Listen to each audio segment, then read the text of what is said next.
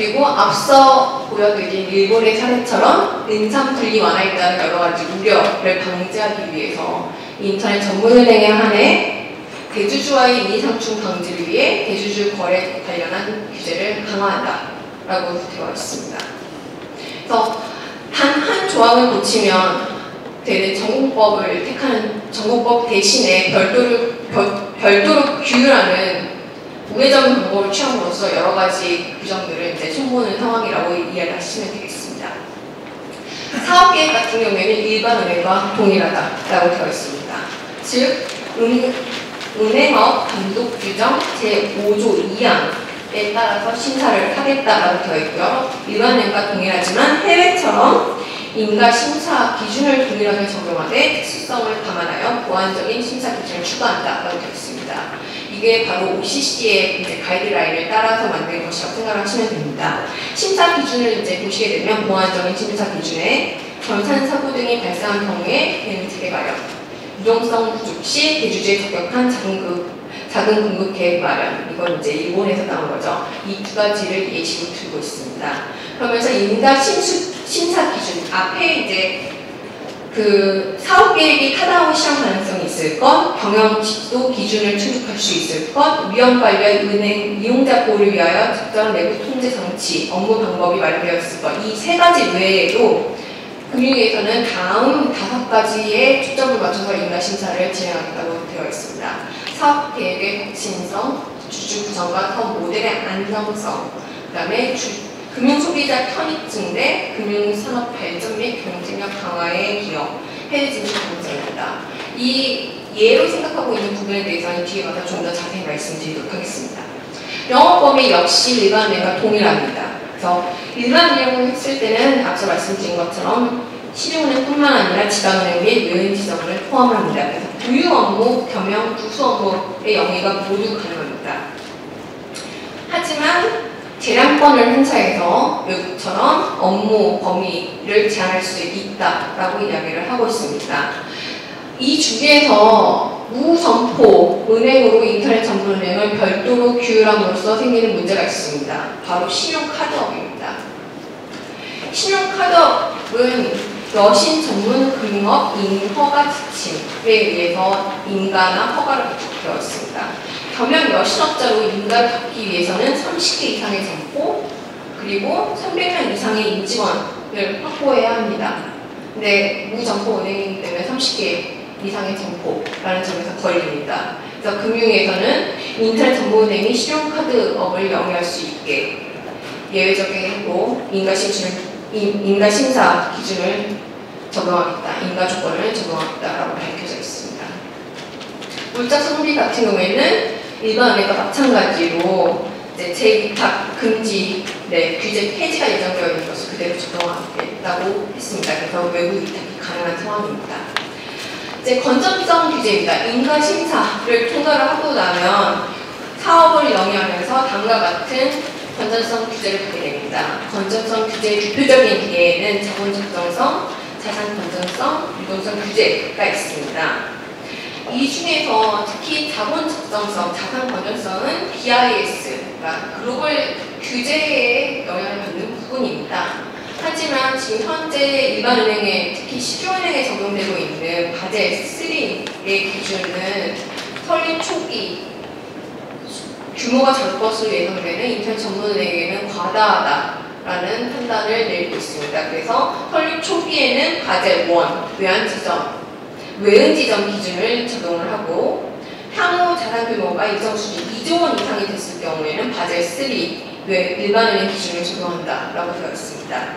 그리고 설립 초기 유동성 규제 역시 특수은행 죄송합니다. 특수은행 수준인 60% LCR 비율을 적용을 하고 그 외에 유동성 위기가 발생했을 경우에는 모회사가 유동성을 공급하도록 의무화할 예정입니다.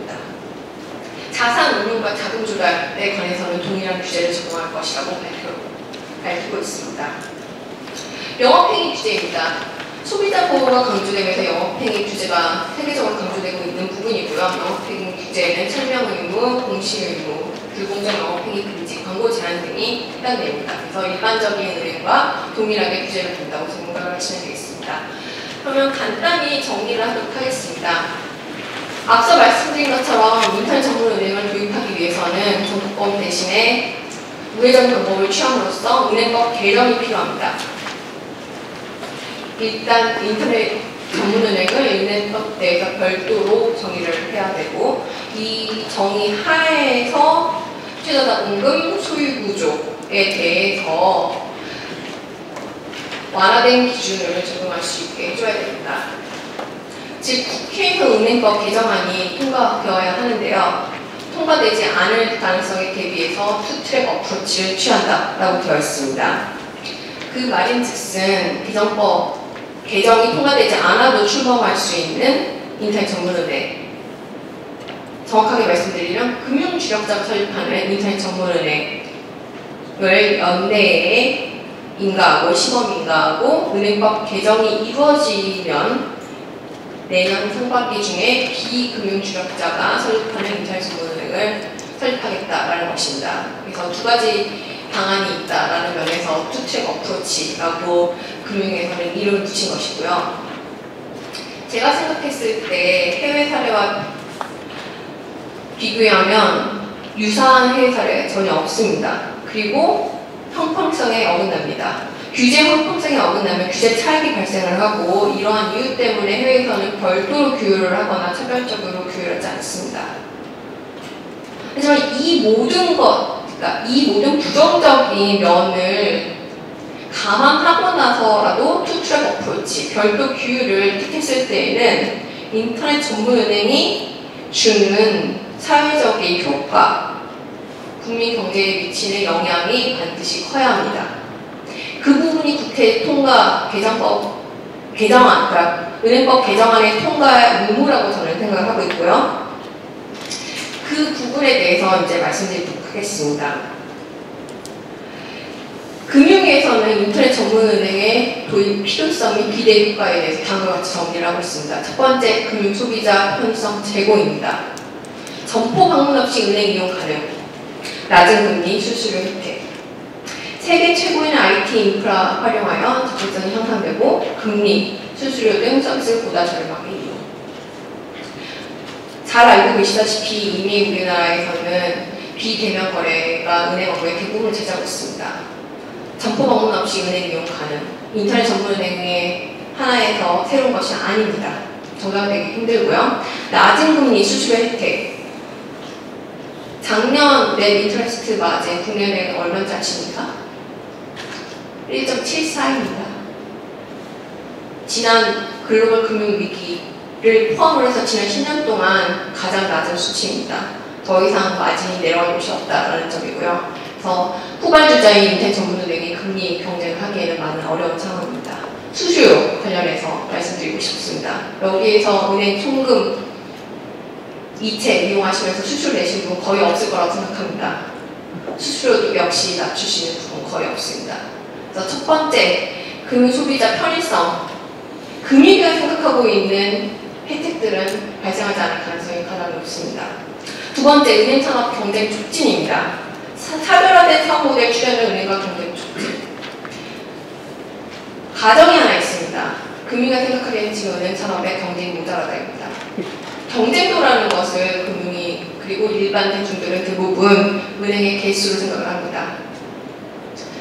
산업의 경쟁도는 은행 개수를 판단하는 것이 아닙니다. 경제적으로 엄밀히 말씀드리면 마진, 그리고 창출하는 이익의 규모, 가격 설정에 의해서 측정을 합니다.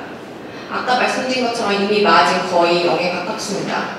그렇다는 이야기는 경쟁이 상당히 치열하다는 것으로 해석을 할 수 있습니다. 이미 경쟁이 충분히 있는 상황이고요. 보수적 영업 형태의 혁신의 자극적 역할. 은행은 원래 보수적인 곳입니다.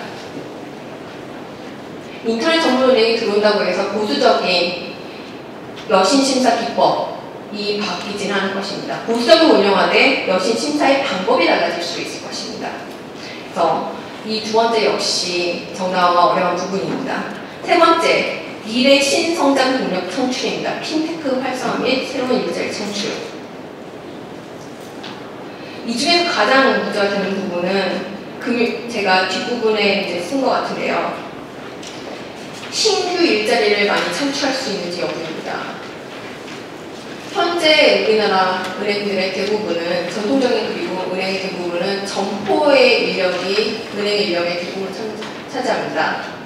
아무리 인터넷 전문은행이 무점포 은행이고 그런 고로 헤드쿼터, 본점의 인원을 보다 나은 심사 기법을 위해서 충원한다고 하더라도 현재 영업점 위주로 되어 있는 일자리만큼의 창출은 어렵습니다. 그래서 신규 일자리 많이 창출하는 은행, 인터넷 전문은행은 아닐 것이라고 생각합니다. 그리고 해외 시장 진출에 용이한 것인가? 라는 문제입니다. 해외 시장 진출은 절대적으로 단기간에 이루어질 수 있는 과제가 아닙니다. 30년 이상이 걸리는 문제고요. 30년 이상의 장기 플랜을 소화하기 위해서는 자금력이 충분해야 됩니다. 신생 기업의 인터넷 전문은행이 자금력이 충분할 리가 없다라고 생각을 합니다. 그럴 가능성이 적고요. 또한 만약에 인터넷 전문은행이 예대 업무, 은행의 기본적인 업무입니다. 고유 업무입니다. 예대 업무 위주로 돌아갈 경우에는 예금 시장 같은 경우에는 퍼스트 무버 어드밴티지가 확연하게 존재하는 시장입니다. 아무리 혁신적인 제품을 만든다고 하더라도 금방 이미기 가능한, 따라하기 가능한 상품으로서 결국은 가격 경쟁력이 핵심이 됩니다. 그런 의미에서 인터넷 전문은행이 해외 시장 진출 가능성이 있느냐로 인가 심사를 하겠다는 것은 여러 가지 문제가 있다고 생각합니다. 더더욱 문제가 되는 부분은 바로 이 부분입니다. 외부 전문가로 외부 평가위원회를 구성 운영할 예정, 인가 심사를 위해서입니다. 객관적이고 투명한 그리고 엄정한 심사를 위해서라고 금융위원회는 밝히고 있습니다. 외부 전문가 잠재적인 풀로 핀테크, 금융계, 학계, 소비자, 이쪽의 재무 분야 등의 전문가를 구성한다고 되어 있습니다. 이해관계가 있을 경우 제착한다고 되어 있지만 대부분 다 간접적으로 다 이해관계가 있는 산업군에서 오신 분들입니다. 객관적이고 투명하고 엄정한 심사가 이루어질지 국민들의 의심을 사기에 충분한 부분이라고 생각하고요. 금융감독의 원칙, 규제의 원칙은 인가자가 감독과 규율을 만든다는 것입니다. 이 원칙에도 어긋납니다. 앞서 말씀드린 것처럼 지금 인터넷 전문은행의 도입 방안은 규제 완화에 무게가 실려 있습니다. 엔트리, 진입은 퇴출, 엑시트와 같이 가는 개념입니다. 동전이 양면과 같은 개념인데 진입을 완화하면서 퇴출을 완화하지 않는다라 해서 발생할 수 있는 일은 IMF 때처럼 은행 실패가 발생했을 경우 공적자금, 국민의 세금으로 은행을 구원하게 될 가능성이 높다는 것입니다. 해외 인터넷 전문은행의 사례를 보게 되면 도입 초기에 많은 실패를 겪어왔습니다. 이러한 실패가 자유롭게 용인되지 않는 나라에서 외부 평가위원회의 외부 심사에 맡긴 인가라는 것은 좀 소위 얘기하는 돌직결도 알겠습니다. 금융당국이 실패에 대해서 책임을 회피하는 수단이라고 그렇게 생각이 안 됩니다. 이러한 점에서 제가 알기로는 지금 현재 이 도입 방안에서 야당의 반대가 심한 것으로 알고 있습니다. 그러니까 이런 것들이 정당화되지 못하면 금융위가 생각하고 있는 IT 기업이 위주가 되는 인터넷 전문은행 설립은 조금 어려울 것이라고 생각합니다. 이상입니다.